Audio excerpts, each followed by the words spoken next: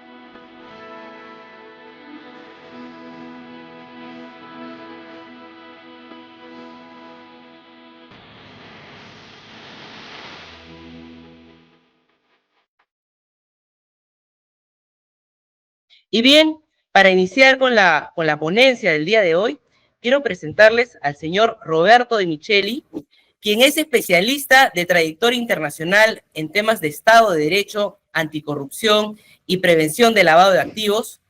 Durante los últimos 20 años, el señor Di Micheli ha trabajado en el Banco Interamericano de Desarrollo, desempeñándose como jefe de división de la División de Modernización del Estado hasta diciembre del 2023. Asimismo, dirigió el clúster de transparencia e integridad de capacidad institucional del Estado, responsable de brindar apoyo a las reformas del sector público en materia de transparencia, integridad y anticorrupción. También dirigió el Fondo de Transparencia del BID. Antes de incorporarse al BID, fue director de Transparencia y Políticas de Prevención de la Oficina Anticorrupción de Argentina. Se desempeñó como presidente de la Fundación Poder Ciudadano y es miembro fundador de la Asociación por los Derechos Civiles. Trabajó para diversos organismos multilaterales y bilaterales, incluidos el Banco Mundial y la OCDE, en temas de transparencia e integridad. Finalmente, Roberto es docente de la Academia Internacional Anticorrupción de las Naciones Unidas. Estimado Roberto, te cedo el uso de la palabra para tu presentación. Adelante.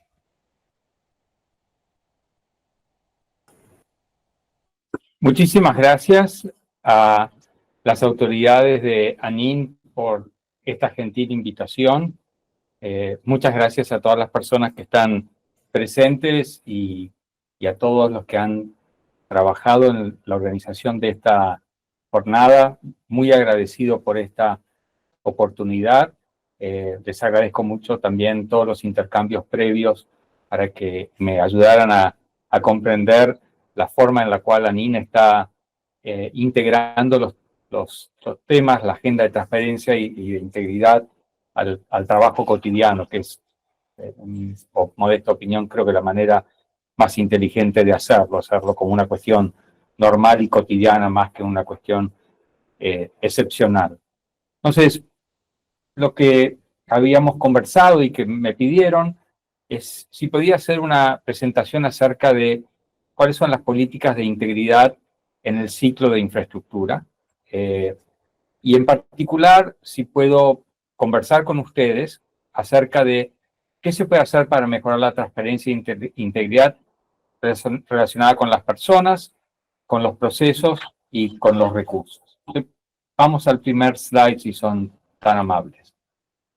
Esto es para que nos demos un poco una idea de cuáles son las magnitudes sectoriales o la importancia que tiene el sector de infraestructura a nivel global y a nivel de América Latina. Es indudable que es posiblemente uno de los sectores más importantes, si no el más importante, que está detrás del impulso al desarrollo, particularmente luego de la crisis del COVID-19.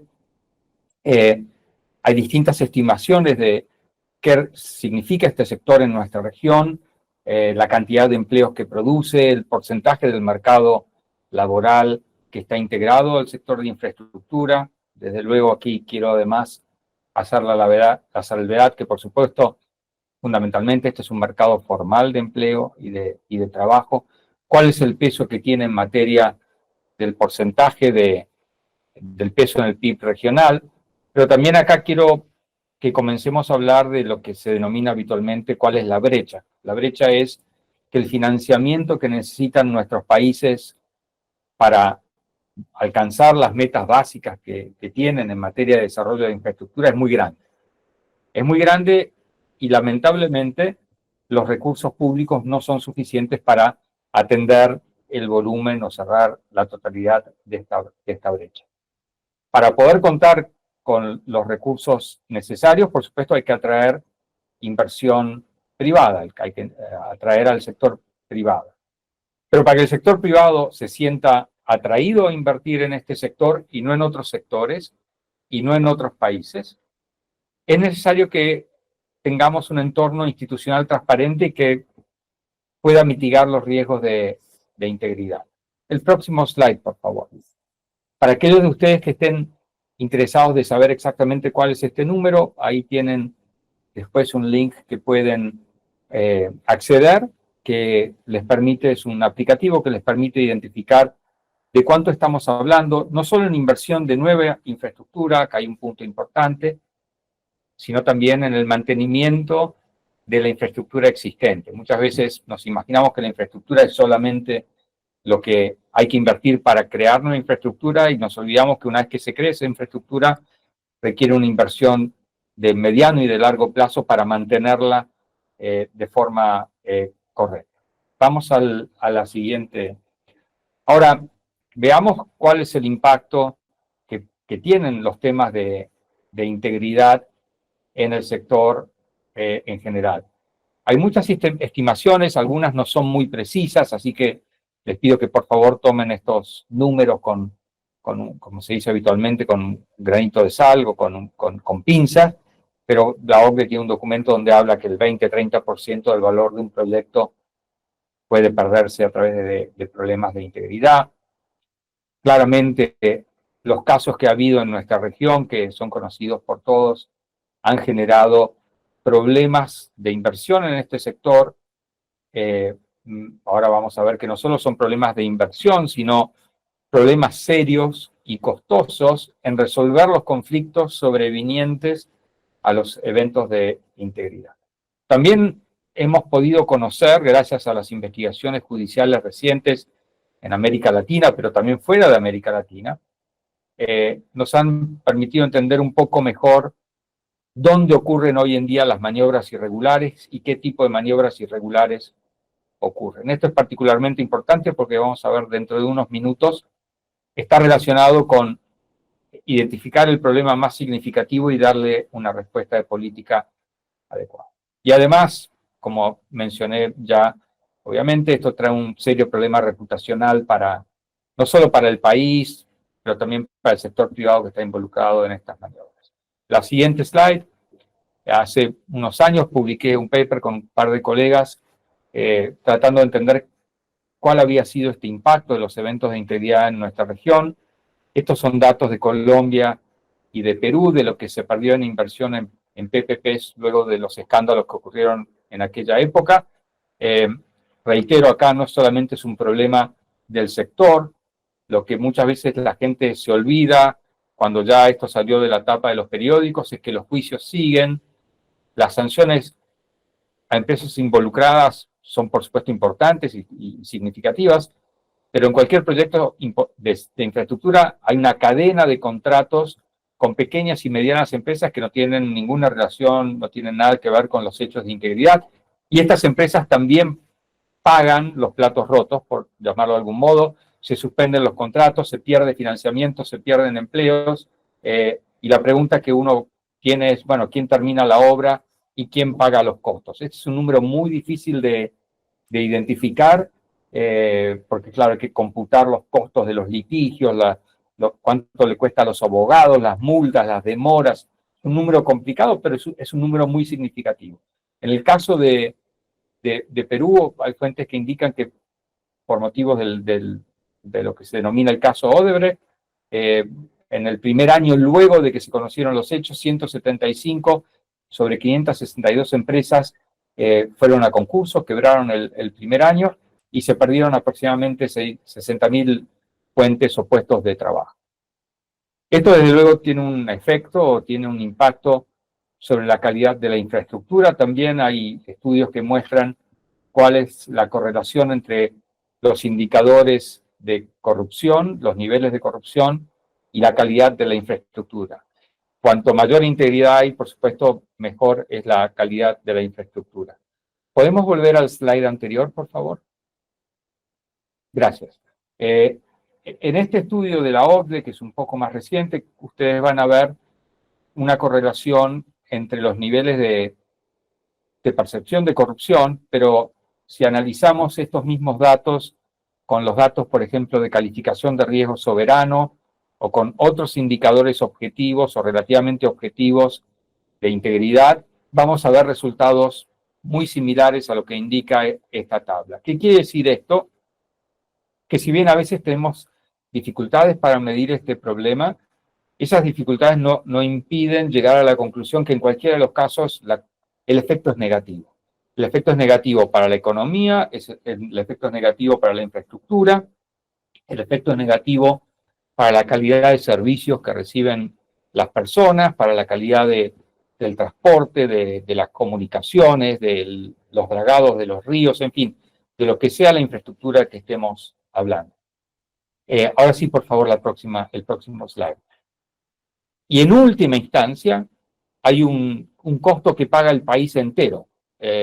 Acá mencionamos con este gráfico una serie de estudios que hicimos tratando de hacer la correlación entre riesgo soberano. El riesgo soberano es la calificación que le dan a un país acerca de la probabilidad que tiene de pagar sus deudas, pues tiene entre otras cosas, calidad institucional. Y la calidad institucional, si lo pensamos en términos personales, es como cuando ustedes van a pedirle crédito a alguien, ya sea a una empresa o a un amigo o un familiar, esa persona va a analizar la probabilidad de que le repaguen. Bueno, las calificadoras de riesgo soberano, entre otras cuestiones, analizan las condiciones institucionales, entre ellas el control de la corrupción, pero otras también, como un factor que hace que se repague la deuda, y eso incide en la calificación.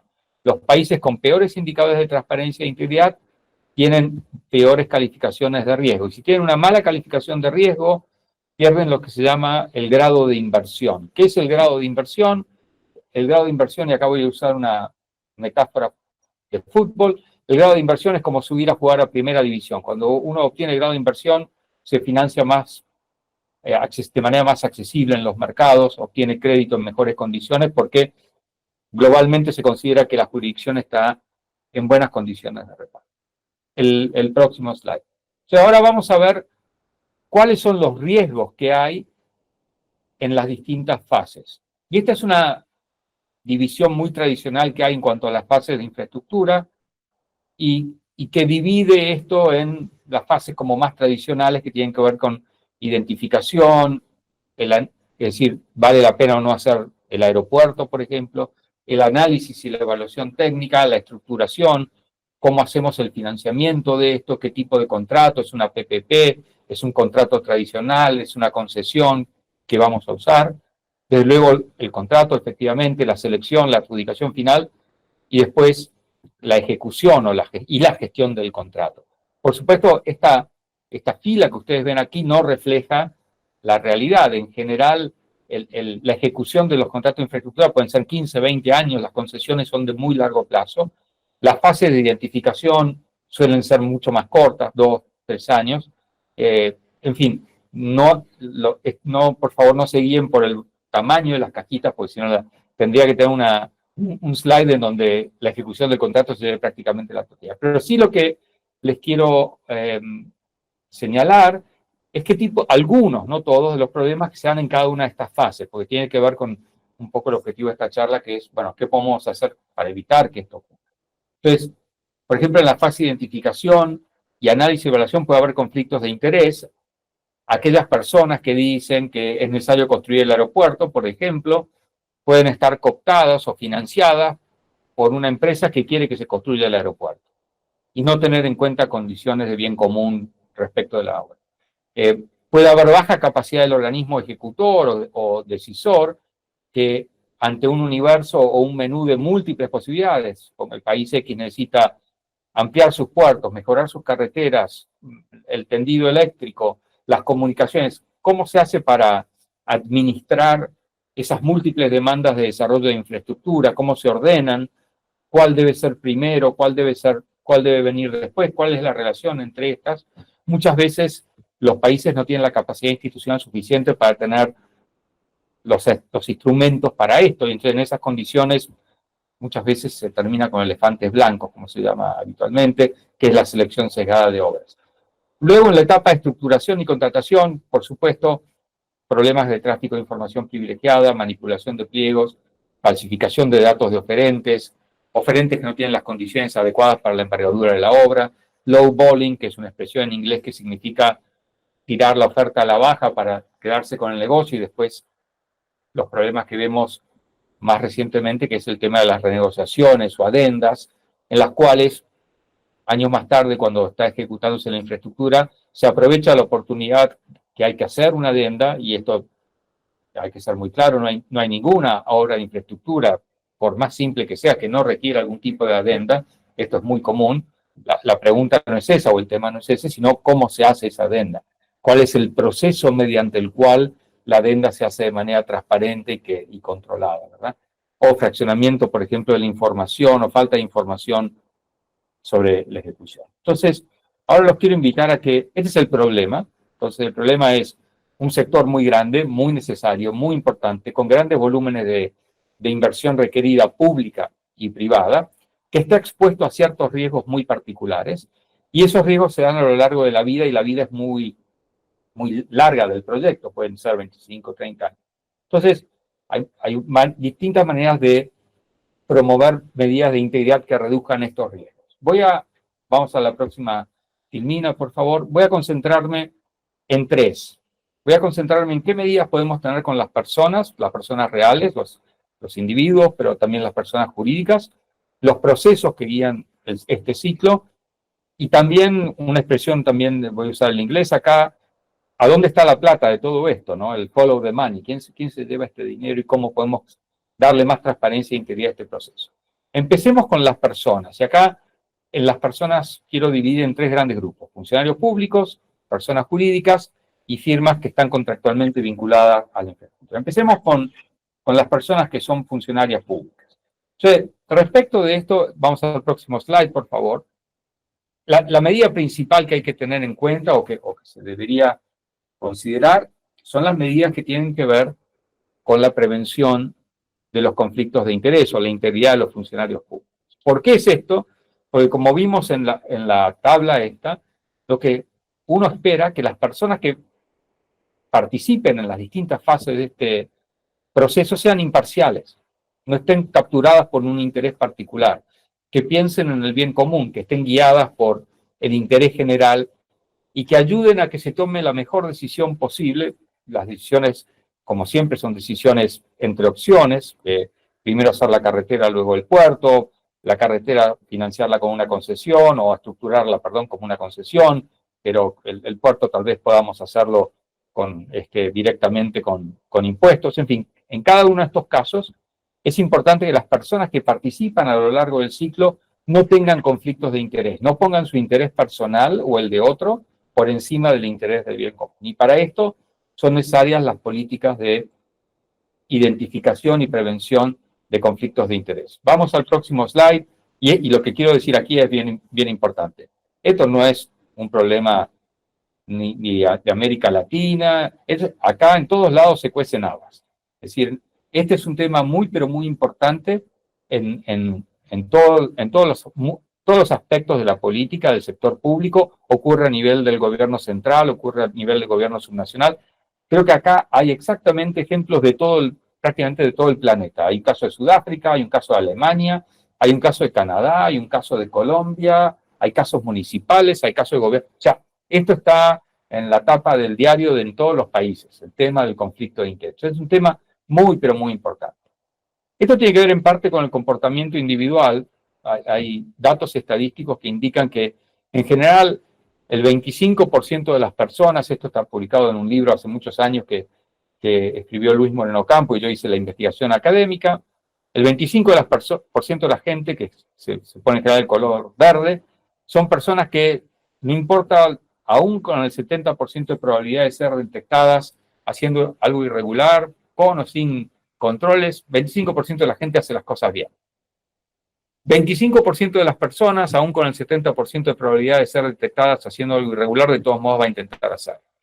Pero la clave es que el 50% de las personas van a comportarse o van a actuar según el éxito que tengan las personas verdes o las personas rojas. Si en la vida le va muy bien a las personas rojas, van a tender a comportarse como rojos. Si les va muy bien a las personas verdes, van a tender a comportarse a las personas verdes. Y ahora veamos qué datos tenemos de cómo nos comportamos en América Latina. Bueno, no tenemos muy buenos datos de cómo nos comportamos. Acá esto surge un informe de la OEA.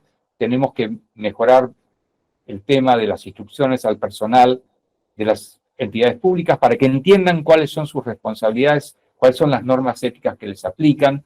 Esto está en la Convención Interamericana contra la Corrupción, de la cual Perú es parte, pero también está en la Convención de las Naciones Unidas. En fin, acá hay un aparato de reglas, un sistema de reglas muy importante que tienen que seguir. El próximo slide. Ahora, esto no es solamente un problema de reglas, es necesario que estas reglas funcionen. Y para que haya un sistema que funcione correctamente, las reglas tienen que estar bien pensadas, bien hechas, y tienen que estar asociadas a un sistema de declaración patrimonial digital que pueda ser controlado.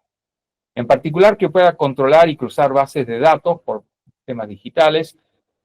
Más recientemente, los ejemplos que tenemos son países que están aplicando inteligencia artificial a analizar, o machine learning, para analizar el contenido de las declaraciones patrimoniales, y las están conectando, por ejemplo, con bases de datos que tienen datos de beneficiarios finales, o sea, que son las personas físicas titulares de las empresas. Ejemplo, imagínense que yo soy funcionario público en mi país, pero que soy accionista de una empresa que va a licitar en un sector en el que yo estoy involucrado. Bueno, eso es un conflicto de interés. Si yo, por ejemplo, decido no poner esto en mi declaración patrimonial, pero hay un registro de sociedades o un registro de beneficiarios finales, yo puedo cruzar los datos y eventualmente controlar que Roberto de Michele no me esté engañando, no esté falsificando su declaración patrimonial y que esté diciendo la verdad. Entonces, estos sistemas de declaraciones patrimoniales sirven justamente como una medida muy fuerte de prevención para la integridad de las personas que participan en este proceso. Y tienen que ser, volvamos por favor al slide anterior, tienen que ser una combinación que está en el cuadrado de ahí abajo a la derecha, de el marco legal, las políticas complementarias al marco legal, las capacitaciones, las inducciones y, por supuesto, medidas de implementación, hacer seguimiento, tener medidas sancionatorias cuando una persona no declara en su declaración patrimonial o comete un acto de conflicto, o está en una situación de conflicto de interés o enriquecimiento ilícito. Acá un tema muy importante, algo que en general yo siempre digo que soy políticamente incorrecto y acá esto no es la excepción. Yo no estoy a favor de que declare absolutamente todo el mundo o una declaración igual para todo el mundo. Yo soy más favorable de declaraciones juradas hechas a medida de la responsabilidad de los funcionarios o de las personas. Entonces, recuerdo que cuando yo desarrollé este sistema en Argentina, que era un sistema digital, yo heredé un sistema en papel y lo transformé en sistema digital, le estoy hablando del año 2000, o sea, han pasado 25 años casi, pasaron ya 25 años, imagínense las computadoras que había en aquella época, pero yo recuerdo que, por ejemplo, llenaba una declaración casi igual a la del ministro, una persona que era guardabosques, guardaparques. ¿Y por qué? Porque la ley de integridad pública decía que tenían que llenar una declaración todas las personas que manejaran una caja chica. ¿Por qué el guardaparque? Bueno, porque el guardaparque vendía licencias de pesca y entonces recibía recursos que eran del Estado. Bueno, ¿de cuánto estamos hablando? Bueno, en una temporada de pesca así, con toda la furia, la persona esa si recaudaba el equivalente a $200, era mucho. Entonces, esa persona se le aplicaba la misma mirada de riesgo y de prevención que a la persona que ocupa el cargo de la Secretaría de Transporte, que adjudica contratos por cientos de millones de dólares. Esto es un error. Esto es un error. No digo que no hay que hacer nada con el guardaparque, lo que digo es que hay que tener un mapa de riesgo según las funciones que tienen las personas. Las personas con mayor responsabilidad, mayor disponibilidad de recursos tienen que dar más información y tienen que tener a veces programas especiales para prevenir conflictos de interés. Esto es muy práctico. En general los países no les gusta escuchar esto y prefieren decir que todo el mundo complete una declaración jurada y al final son tan buenas como la capacidad que hay para analizar su contenido y cruzar bases de datos. Así que eso es algo que yo no soy muy popular. Ahora vayamos a cómo se aplica esto a las personas jurídicas. Bueno, acá es muy importante tener información sobre los beneficiarios finales. ¿Quiénes son los beneficiarios finales? Son las personas que de última controlan las empresas, son los dueños de las empresas, para evitar que haya un conflicto de interés por ese lado. Entonces, casi todos los países, siguiendo los lineamientos del GAFI, están implementando este tipo de políticas. Esta es como la última reforma, una de las reformas más recientes de transparencia e integridad, muy importante, muy útil, articularla bien para que los organismos puedan acceder a esta información y prevenir conflictos de interés con las sociedades, ¿no? Vamos al siguiente. Justamente como les comentaba, esta información sirve no solo para prevención de lavado de activos, como dice el GAFI, los temas fiscales, como dice el Foro Global de la OECD, pero también para identificar maniobras de colusión entre firmas o conflictos de interés entre aquellos que tienen contratos públicos. Vamos a la siguiente. Acá hay unos ejemplos simples. Ahí menciono una publicación que hicimos conjuntamente con la OECD sobre cómo son los marcos para prevenir conflictos de interés, cómo deberían ser los marcos ideales para prevenir conflictos de interés. Acá ustedes ven cómo el señor Smith termina controlando una sociedad, pero claro, pasa por un fideicomiso, una SRL, una sociedad por acciones, tiene un apoderado. Si yo no tengo la posibilidad de, digamos, quitarle estas capas a la cebolla, nunca voy a saber si el señor Smith, que casualmente es director de obra pública, es además el dueño de la empresa que está licitando con el Estado. Entonces, las políticas de beneficiarios finales son fundamentales. El siguiente slide, por favor. Acá hay ejemplos un poco más complejos, pero remítanse a la información que está en esa publicación. Ahí van a ver muchos más ejemplos de todo tipo, y en particular, esto es muy, pero muy importante, ejemplos transnacionales, ¿verdad? Porque los registros, la virtud que tienen es que si están bien ordenados y bien estructurados, aunque la firma esté en Perú, obliga a la firma que reporte todas las cadenas de titulares reales de beneficiarios finales, no importa en qué otra jurisdicción estén. Vamos al siguiente slide, solo para que ustedes tengan idea de qué tan importante es. Esto fue hace 3 semanas, creo, en el Financial Times. Un periodista, o sea, hoy en día, por suerte, no hace falta tener un potentísimo equipo de fiscales. Hoy en día un periodista encontró cómo una serie de abogados y de contadores estructuraron sociedades para comprar una cantidad de buques de una flota que sirve para evadir las sanciones contra Rusia y transportar petróleo alrededor del mundo. ¿Cuál es el problema que hay acá? Además que están evadiendo sanciones y que es muy serio. Bueno, que los buques que se compran y venden en este mercado son buques que ya nadie quiere utilizar porque tienen más de 25 años. 20 años es la vida útil de un buque petrolero. Estos buques tienen 25 años, las compañías aseguradoras no los quieren tocar, y entonces además de los problemas de corrupción, si tenemos un desastre ambiental, difícil encontrar que alguien se haga cargo. Entonces acá, como ustedes ven, atrás de la corrupción siempre hay problemas adicionales y más graves. Pero con esto, y vamos al siguiente slide, vemos en la última parte, que es qué pueden hacer las empresas por sí solas. Bueno, hay un tema de acción colectiva para la integridad. CONFIEP en Perú estuvo trabajando los últimos años para crear un marco de integridad para el sector privado, con un oficial de cumplimiento para que el sector privado maneje estos temas antes que se conviertan en una oferta de algo indebido. Hay cosas que se pueden hacer en materia contractual cuando uno está preparando, recuerden siempre esta cadena, esta flecha de las distintas etapas de la infraestructura, cuando uno está preparando el contrato, poner disposiciones especiales en los contratos para que las consecuencias caigan donde tienen que caer en caso de que alguien descubra que hay un incumplimiento. Vamos ahora a los procesos. Entonces quiero hablar unos minutos sobre qué se puede hacer con los procesos. Entonces, vamos al siguiente slide. El Banco Interamericano de Desarrollo trabajó en elaborar una serie de principios que llaman principios de transparencia en infraestructura. ¿Para qué sirven estos principios de transparencia en infraestructura? Cuando ocurrió el escándalo de Odebrecht, un grupo de personas nos pusimos a pensar, pero ¿esto ocurrió porque faltaban reglas o qué tienen que ver las reglas con esto? Y bueno, analizamos bastante exhaustivamente cuáles eran las reglas que había para todo el ciclo. Fíjense que vuelvo a mostrar acá que lo importante es pensar no en una fase, no solamente en cuando se asigna el contrato, sino en todo el ciclo. Descubrimos que la calidad y la consistencia de las reglas en el ciclo no es buena.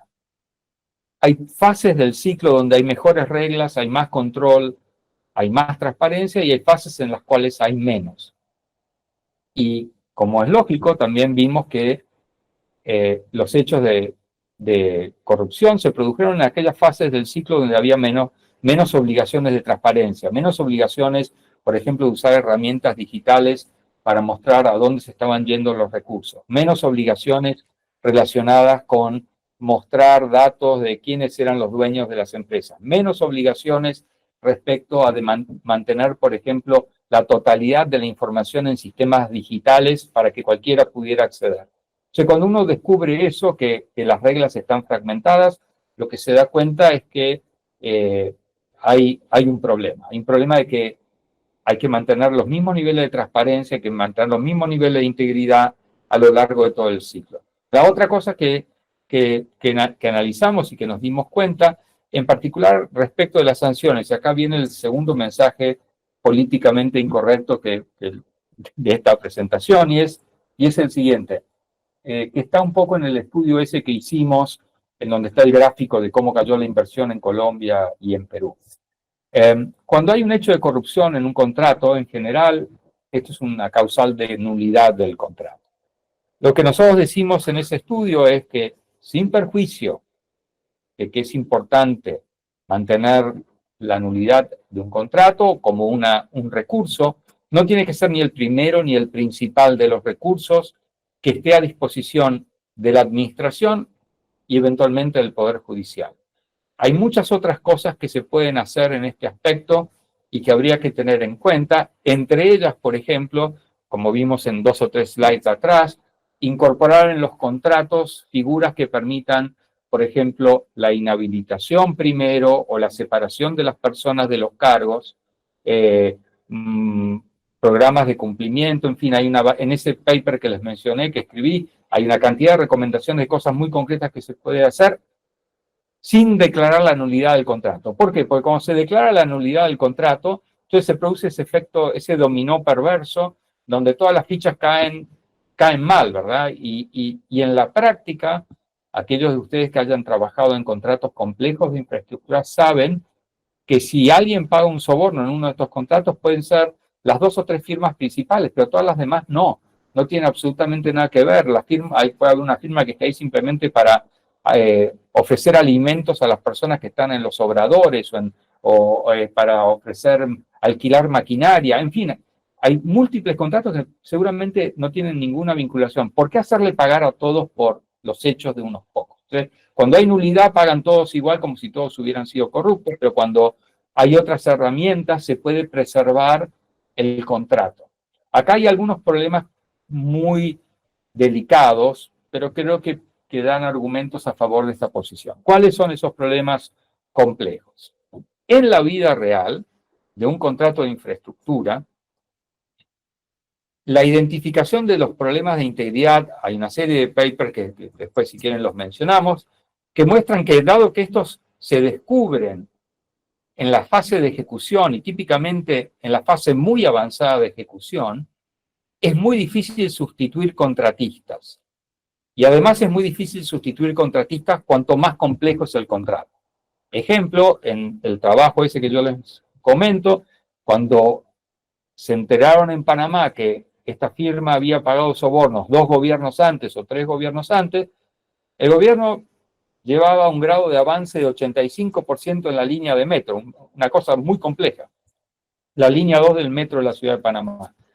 No había ninguna empresa en el mundo que se hiciera cargo de ese 15% restante, pues decía, no es nuestra tecnología, nuestro know-how, el costo, y eventualmente uno o dos que dijeron, bueno, lo vamos a pensar, el vamos a pensar costaba mucho más de lo que el otro estaba dispuesto a hacer para terminar el 15% restante. O sea, desde el punto de vista económico, acá es donde se cruzan los dos temas, el tema de integridad con el tema económico.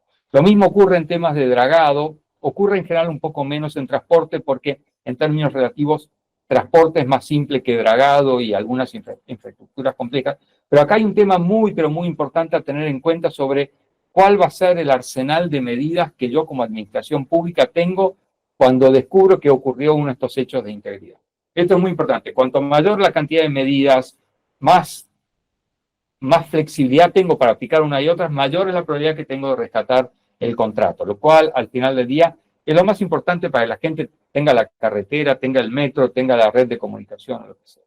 Vamos al próximo y ya al tercer tema de la presentación, que es, bueno, ¿cómo hago para controlar la plata? A lo largo de todo esto hay un follow the money, como dice ahí, que es el tercer punto. Entonces vamos al siguiente slide. Lo que hemos visto es que las políticas para controlar recursos es la combinación de tecnologías de información con acceso a la información.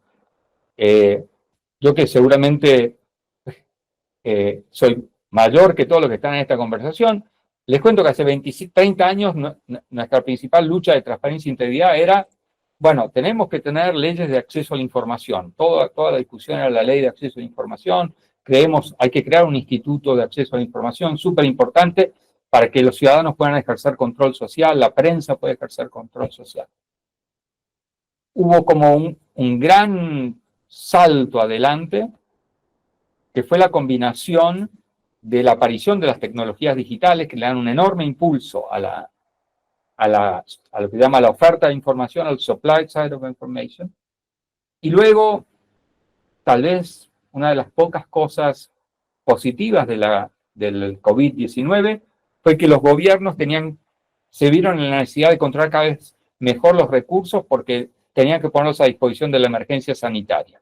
Entonces, estos factores hicieron que los gobiernos echaran mano de las tecnologías digitales para controlar mejor los recursos que ponían a disposición de la pandemia, ya sea para medicinas o para cualquier otro gasto significativo. Paraguay, por ejemplo, sacó una ley muy interesante, muy sofisticada para la emergencia de la pandemia, se endeudaron en varios billones de dólares, pero claro, cuando fueron al Congreso a negociar por ese paquete fiscal adicional, por ese paquete de esos billones adicionales, le dijeron al Congreso, bueno, quédense tranquilos, la totalidad de este endeudamiento va a pasar por una plataforma digital y ustedes van a poder ver todos los contratos de todo el mundo, los subsidios, y de hecho se creó una plataforma que está ahí en Paraguay, el link, el slide este son links vivos, en donde ustedes pueden ver la totalidad de los contratos de Paraguay durante la pandemia y posterior a la pandemia.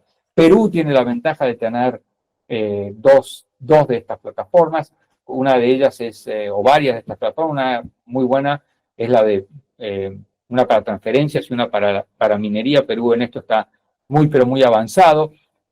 La experiencia del banco y de otros es que una vez que los países crearon estas plataformas, todo el mundo cada vez le pone más funcionalidades, y estas funcionalidades permiten hacer un mejor seguimiento de los recursos. Vamos al próximo slide, por favor. Acá ustedes tienen datos arriba, algunos datos del impacto económico. En Colombia, el aumento en el progreso físico de las obras que se pasan por la plataforma. En Costa Rica, no solo el progreso físico, sino también el progreso financiero. Estos son números pero muy significativos. En la cantidad de personas que en estas plataformas acceden a contratos, tienen sesiones, estos datos son, creo que hace unos meses. Ahí hay una serie de estudios en donde se mide el impacto del uso de estas plataformas. Vamos al siguiente slide.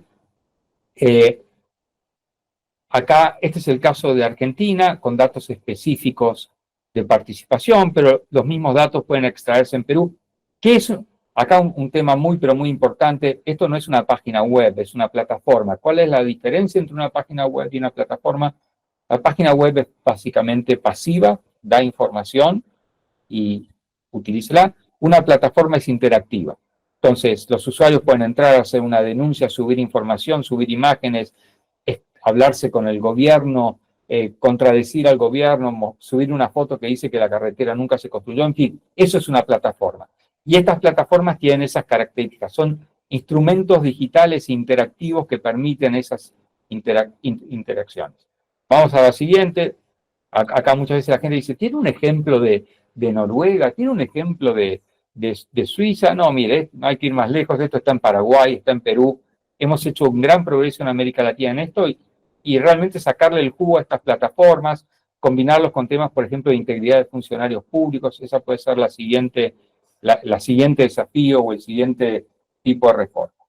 Vamos a los últimos 2 slides en los 4 minutos que me quedan. Quiero terminar a las 4 de la tarde para hacer, contigo. Dos cuestiones importantes. La primera, un ejemplo de cómo hemos utilizado la tecnología para hacer detección ex ante, esto es muy importante, ex ante, de circunstancias que en los sistemas de información advierten que hay algo irregular. En general, casi todos los sistemas que hay dando vueltas en el mundo de alertas o de banderas rojas o de red flags, como quieran llamarlos, actúan ex post, sacan la información de los sistemas y dicen, mira, esta firma que ganó 5 contratos, que ya los ganó, que ya se los adjudicaron, tiene el mismo domicilio. Pero eso está prohibido. Bueno, pero ya le asignaron el contrato. Esta tecnología permite anticipar esa decisión y evitar que se contrate a la firma. Esta es la principal diferencia entre este avance tecnológico y lo que hay en general. Esto es un avance tecnológico que evita que se firme un contrato, se desembolse un pago a una firma que tiene una condición objetiva inhabilitante. Por ejemplo, que la firma esté inhabilitada en el registro de proveedores. Por ejemplo, que la firma no tenga ciertas condiciones objetivas. Después, por supuesto, tiene banderas rojas o alertas que son ex post. Por ejemplo, me parece que fraccionaron el precio, en fin. Esto está relacionado con vincular la legislación de compras con los datos que están en estos sistemas de información, que pueden ser estas plataformas que son públicas, o el back office que tienen las áreas de compras de estas plataformas. Vamos al siguiente y último slide. Acá, en el caso de Paraguay, la ley prohíbe el fraccionamiento. Acá hay algunos datos preliminares de un paper que voy a publicar dentro de poco con un colega sobre los volúmenes, estamos hablando de millones de dólares, esto es solamente salud en Paraguay, que se ahorraron con el primer año de usar este aplicativo. Entonces, si por ejemplo, hay una sociedad inhabilitada y el sistema tiene la información que está inhabilitada, no hace falta el cerebro humano para decir que no. La computadora puede decir que no. Puede sacar a la empresa del sistema, puede evitar que se contrate, puede evitar que se le dé un pago, hasta que la empresa resuelva el problema de inhabilitación que tiene con el registro inhabilitado, lo cual requiere la interconectividad. Pero acá hay algunos ejemplos de cuánto dinero se ahorra. Entonces, en resumen, política para las personas físicas, regulación de conflicto de interés y beneficiario final para las personas jurídicas, reglas de integridad para el sector privado, eso hace cuenta de las personas, procesos que mantengan los mismos estándares de transparencia e integridad a lo largo de todo el ciclo de infraestructura, perdonen que insista con el ciclo, pero es muy importante para que no se produzcan altibajos en las defensas, y por último, usar la tecnología de información para gestionar los contratos y la información, para que todos podamos ver a dónde está yendo el dinero.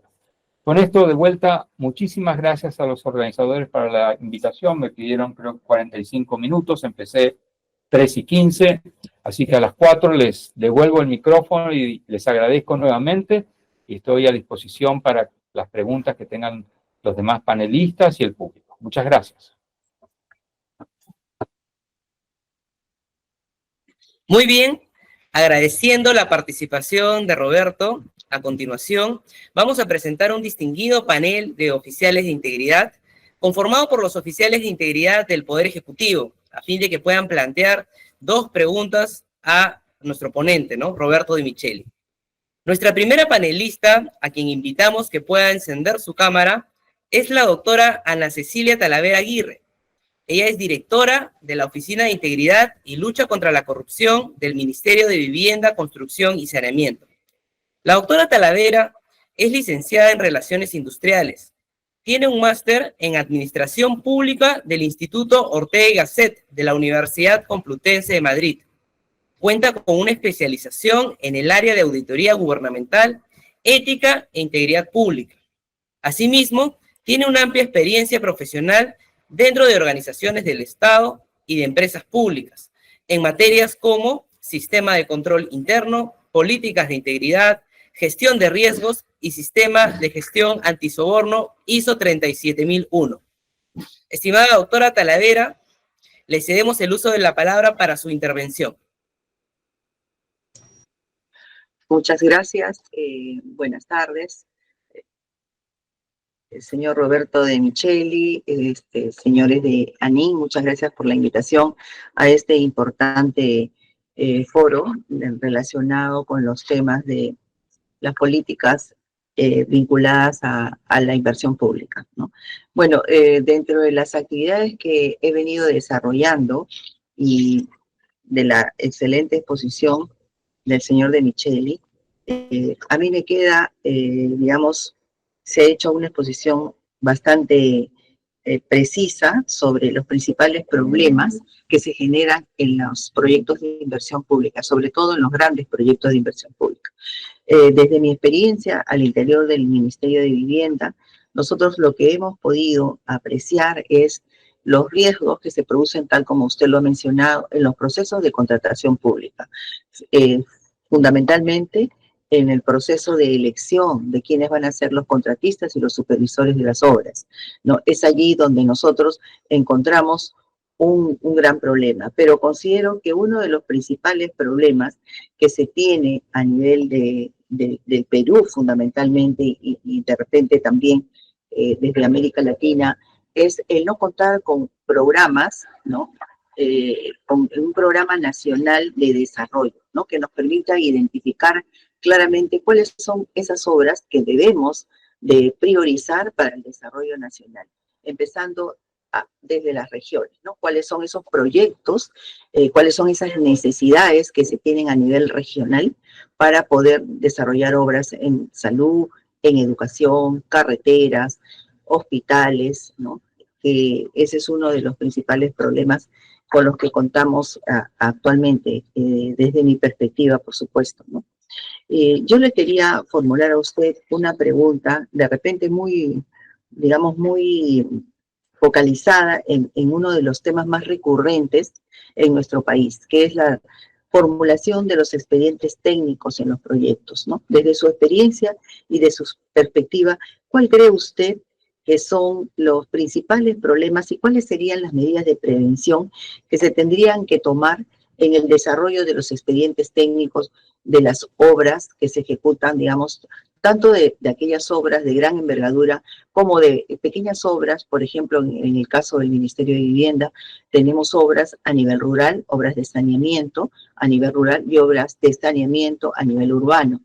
Y nosotros hemos detectado problemas en la formulación de expedientes técnicos que van por el tema de la identificación, por ejemplo, de la fuente de agua, ¿no? Muchas veces, por temas de carácter político, ¿no? Se priorizan algunas obras por presiones políticas de congresistas o de algunos intereses de gobiernos locales. Entonces, se formulan los expedientes técnicos y se detallan en ellos fuentes de agua, ¿no? También el tema de la legalidad de los terrenos, pero estos lamentablemente a veces no cuentan con esa fuente de agua y terminan aprobándose esos proyectos, terminan sometiéndose esos proyectos a procesos de selección para adjudicar las obras y finalmente las obras quedan paralizadas, ¿no? Desde su experiencia, ¿cómo podríamos hacer para evitar este tipo de problemas que nos genera la formulación de expedientes técnicos que finalmente terminamos con aproximadamente 3.000 obras paralizadas a nivel nacional en nuestro país? Ana Cecilia, muchísimas gracias por su pregunta y por sus comentarios. No puedo estar más que de acuerdo con su diagnóstico de que este es un problema importante y está reflejado en esta cadena de eventos que tiene que ver con la selección de obras, porque como usted muy bien dice, si seleccionamos mal, mal va a terminar. Hay una publicación que luego voy a compartir con los organizadores recientemente de la experiencia de Australia, Nueva Zelanda y el Reino Unido, que ha creado agencias especializadas en infraestructura, en donde existe, o sea, no se financia nada que no pase de montos significativos hacia arriba, que pase por un proceso que esta agencia realiza de precalificación y asignación de relevancia de la obra, de manera tal de que nadie invierta su tiempo en algo que se sabe que tiene los riesgos que usted señala. Usted creo que tuvo a bien señalar algunos riesgos adicionales que por razones de tiempo yo no mencioné, pero que usted tiene toda la razón del mundo. Por ejemplo, si los proyectos que se quieren realizar están en contextos en los cuales la titularidad está en disputa, lo cual ya sabemos que va a traer contingencias legales futuras que son indeterminadas, litigios y cosas por el estilo. Entonces, estas agencias, estos ejemplos que tienen estos países, han servido para reducir este problema porque la selección de las principales obras tiene que pasar por estos filtros que son técnicos, no están completamente aislados del ciclo político, pero están muy mitigados los problemas políticos que usted también correctamente señala, que el alcalde X se le ocurrió tal obra porque dijo que la prometió en una elección y entonces hay que hacerla aunque esté mal y no hay título, que sabemos que terminamos. Entonces, acá hay algunas experiencias de estos países que permiten que las obras de medianas para mayor envergadura no caigan en este problema. Y que si alguien decide hacer una obra que no pasa por estos filtros técnicos, bueno, carga con el costo político y el riesgo. Entonces, por ejemplo, el gobierno central puede decirle, bueno, yo eso no te lo financio, arreglate vos porque ahí vas a tener seguramente un problema que yo no quiero compartir contigo, ¿verdad? Me vas a trasladar a mí el riesgo de la selección de esa obra. Después le voy a pasar a los organizadores un estudio que analiza cómo se pueden mitigar estos problemas en la experiencia comparada. Muchas gracias.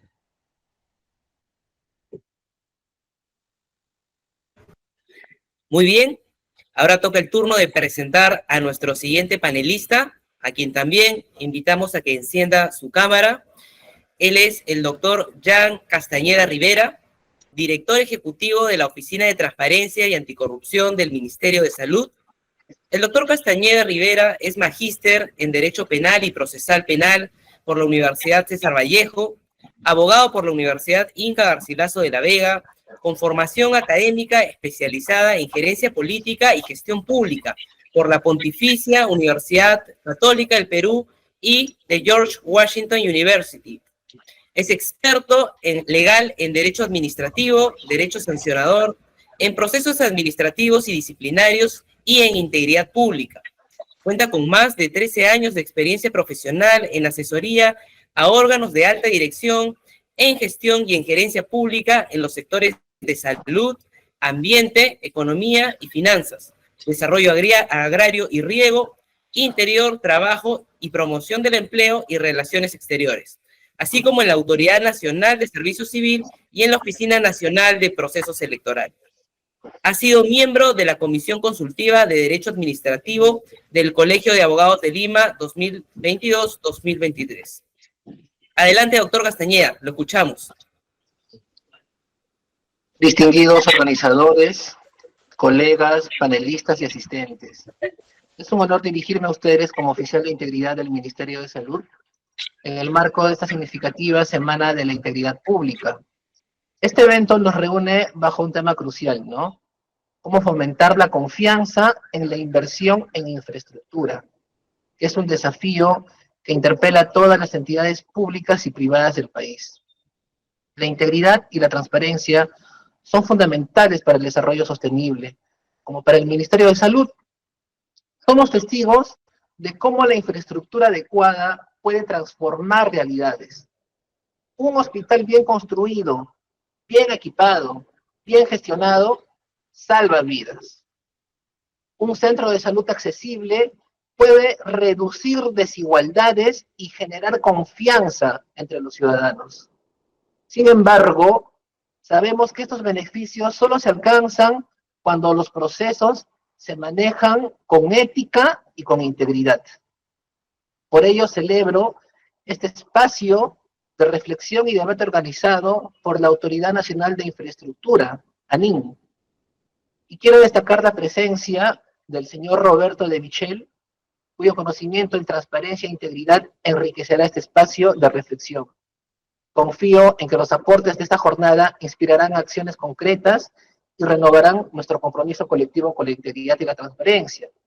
Y justamente en el marco de la exposición que ha realizado el doctor, respecto a los riesgos de integridad en el ciclo de infraestructura, ¿no? Dada que entre el 20% y el 30% del valor de los proyectos de infraestructura se pierde debido a la corrupción según la OCDE, señor Roberto, desde su experiencia, ¿qué estrategias específicas recomendaría implementar desde las políticas públicas para fortalecer la capacidad de entidades ejecutoras y mitigar estos riesgos a lo largo de todo el ciclo de los proyectos de infraestructura?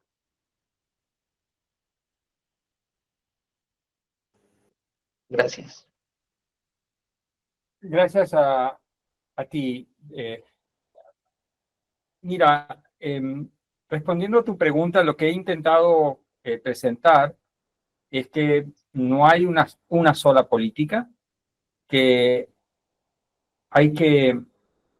Voy a hablar de algo que mencioné al pasar en la presentación, pero me parece que está implícito y tiene que ver con la pregunta también de Ana Cecilia y el comentario de Ana Cecilia.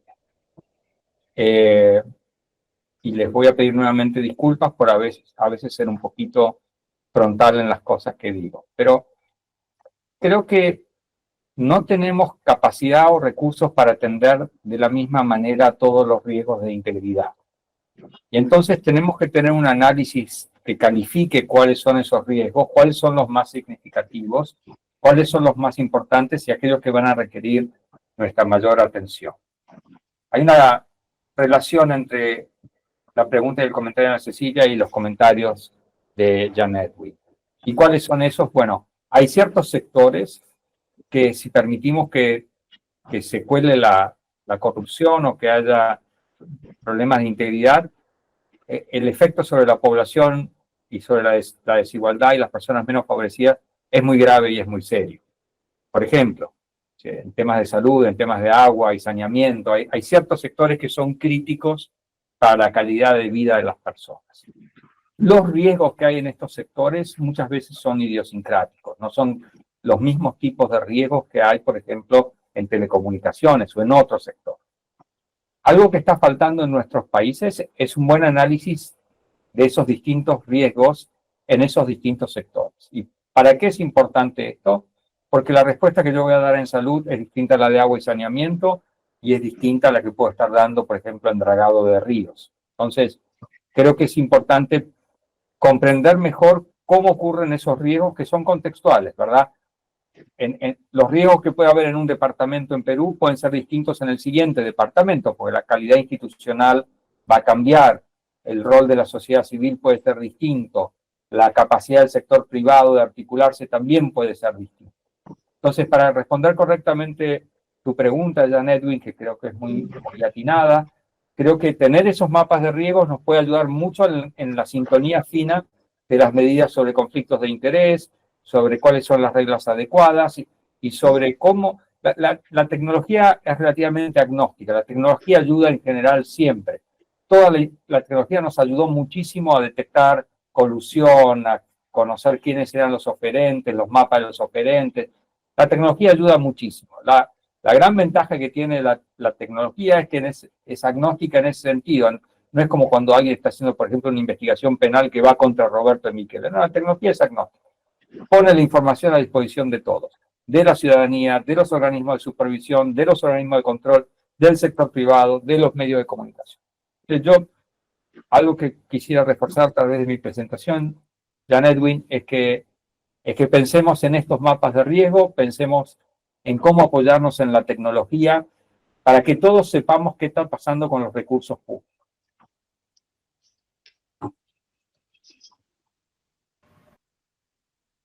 Muy bien, muchas gracias al doctor Castañeda por su participación. Y ahora nos toca presentar a nuestra tercera panelista, a quien invitamos a que pueda encender la cámara. Ella es la doctora María del Carmen Camacho Chamorro, que es jefa de la Subunidad de Recursos Humanos y oficial de integridad del Programa Nacional de Inversión en Salud, abogada de la Universidad Inca Garcilaso de la Vega, egresada de la Maestría de Gestión Pública de la Universidad Nacional Mayor de San Marcos y cuenta con una especialización de integridad y lucha contra la corrupción. Adelante, doctora Camacho, la escuchamos. ¿Cómo están? Buenas tardes con todos. Primero que nada, quiero agradecer a la Autoridad Nacional de Infraestructura por la invitación, agradecer también esta iniciativa que se da justo en la Semana de la Integridad, la misma que tiene como objetivo promover la transparencia, ¿no? Celebro también el enfoque multiactor en beneficio de todos para la lucha contra la corrupción en las inversiones públicas. Les agradezco la invitación, la exposición de Roberto de Micheli, excelente, buenísima, de verdad que yo me llevo muchas cosas de esta exposición. Quiero mencionar algo que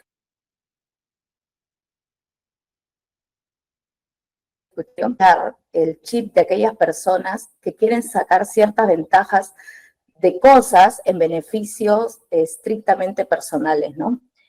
¿Qué debemos de hacer? Generar confianza. Y esto solamente lo vamos a lograr siendo íntegros.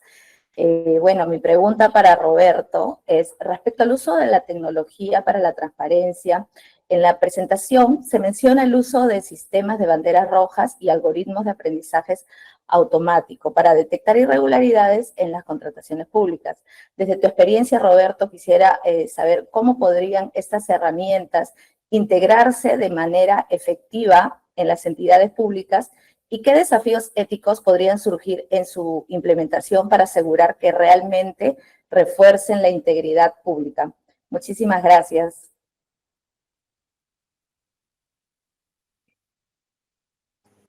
Gracias a ti, María del Carmen, por tus comentarios y por tu pregunta.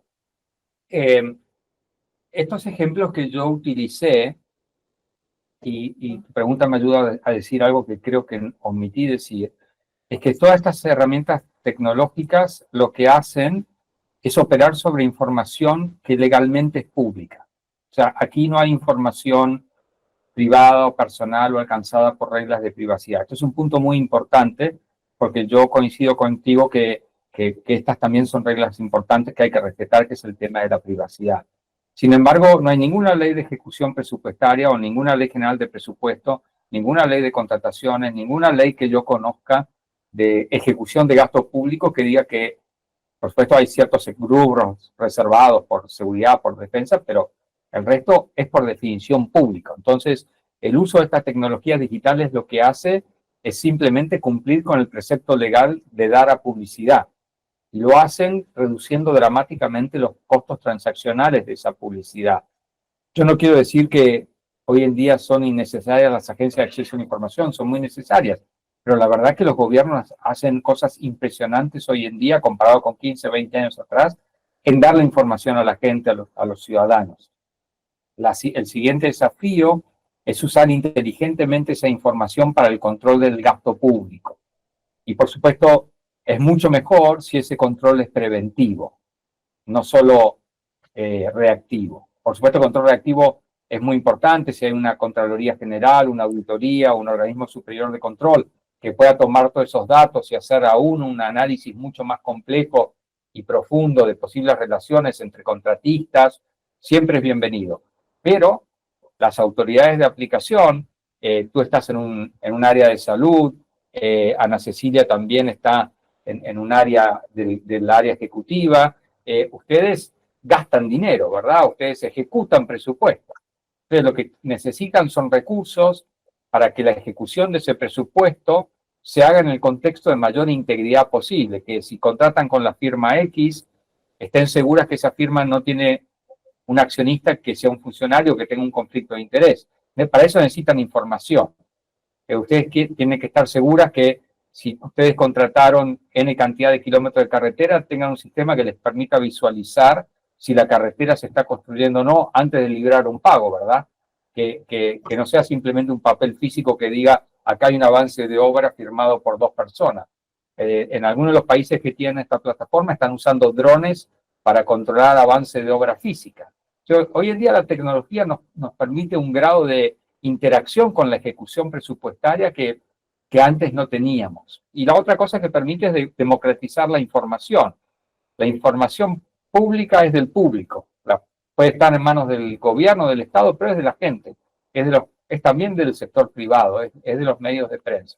Cuando esa información se convierte en un bien público, entonces en general uno se puede servir de que todos estén mirando, y cuando todos miran la probabilidad de que haya irregularidades, esto también está demostrado, es mucho menor. Por supuesto, no vamos a ser ingenuos, siempre hay un porcentaje de personas que van a intentar hacer algo incorrecto. Eso en todos los países, no importa la cultura, no importa la religión, está completamente demostrado que en todos los países, en todos los contextos, alguien va a intentar hacer. Lo que uno tiene que hacer es tratar de expandir la frontera de la gente que hace las cosas bien. Que la gente que hace las cosas bien, la gente que es honesta, esa sea la mayor cantidad de gente. Y que, bueno, y que lo otro sea esporádico, anecdótico, marginal y no central. Muchas gracias, Roberto. Muy bien. Agradecemos a nuestros 3 panelistas, al doctor Jan Edwin Castañeda, a Ana Cecilia Talavera, a María del Carmen, por supuesto, al señor Roberto Di Micheli. Les pido, por favor, que puedan encender sus cámaras para tomar una fotografía de este momento. Por favor, si pudieran encender sus cámaras, señor Roberto Di Micheli.